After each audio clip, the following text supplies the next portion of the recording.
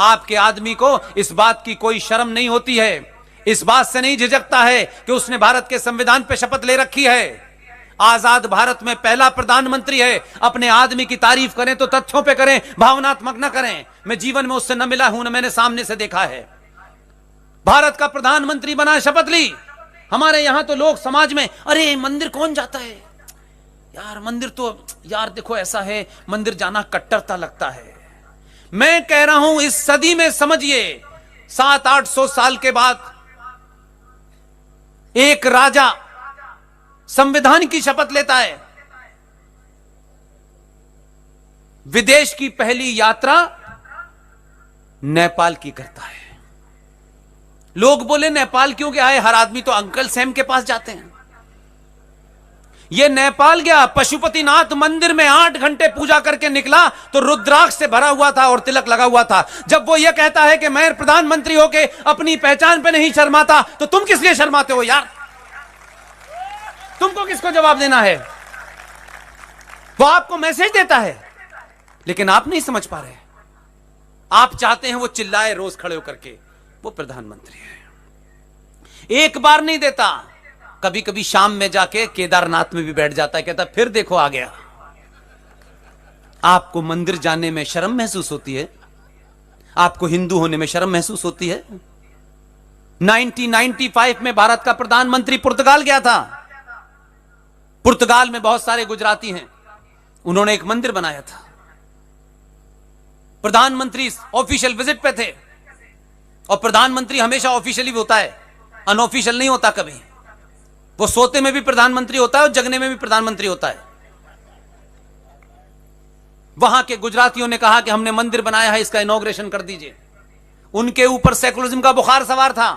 उन्होंने कहा मैं एक सेकुलर स्टेट का प्रधानमंत्री हूं, मंदिर की इनॉग्रेशन नहीं कर सकता। आप कहते हैं क्या बदला है? मैं बताता हूं क्या बदला है। राम मंदिर के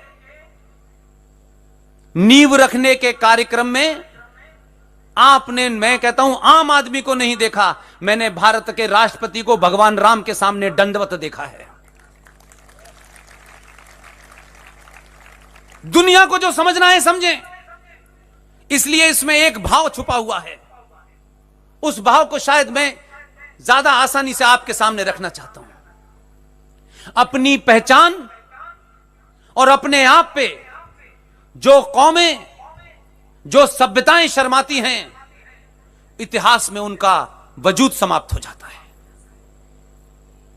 इसलिए आपको अपनी पहचान पर, अपने सरोकारों पर, अपनी आस्थाओं पे, अपनी परंपराओं पे अगर सही ज्ञान होगा तो गर्व होना चाहिए। इसलिए वो प्रधानमंत्री बनने के बाद प्रधानमंत्री है, जो उसका अपनी प्रजा के प्रति धर्म है वो निभा रहा है, लेकिन पर्सनल आस्थाएं उसकी नहीं बदल सकती।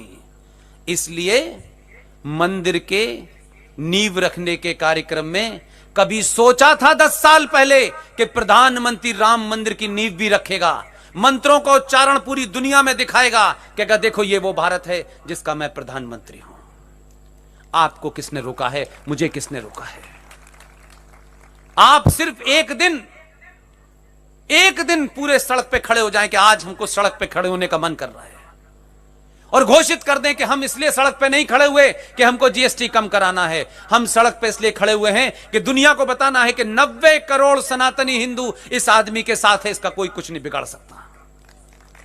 और आप जब अपनी आस्थाओं और परंपराओं पे ध्यान रखते हैं, आप कोट टाई के चक्कर में नहीं रहते, आप छुरी कांटे के चक्कर में नहीं रहते, आप अपने शत्रु से अनुमोदन नहीं चाहते, तब पूरी दुनिया सलाम करती है। और जिस प्रधानमंत्री और मुख्यमंत्री के ऊपर मुस्लिम विरोधी होने का आरोप लगा था, उसी को इस इस्लामिक देशों के 6 देशों ने अपना सर्वोच्च सम्मान दिया।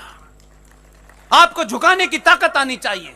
आपको झुकाने के लिए किसी को डराना नहीं है, धमकाना नहीं है। आप जो हैं, आपका रंग काला है, पीला है, कपड़े नीले हैं, करीब हैं, कपड़े पहने हैं, चप्पल पहने हैं, जूते पहने हैं, फ्रॉक पहने हैं, इस पे मत जाइए।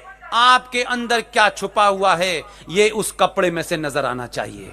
जब आप बोले तो पता चले कि इसने कपड़े कुछ भी पहने हो। ये जब बोलती है, ये जब बोलता है तो हमको लगता है 5000 साल नहीं, हजारों हजारों साल पुराना सनातनी बोल रहा है। उसकी बोली पे जाइए। इसलिए आदि आस्तीन का कपड़ा है, पूरी आस्तीन का कपड़ा है। पूरी दुनिया में आज जिस तरीके से वो घूम रहा है, पूरी दुनिया के लिए प्रेरणा है कि ये आया कहां से है।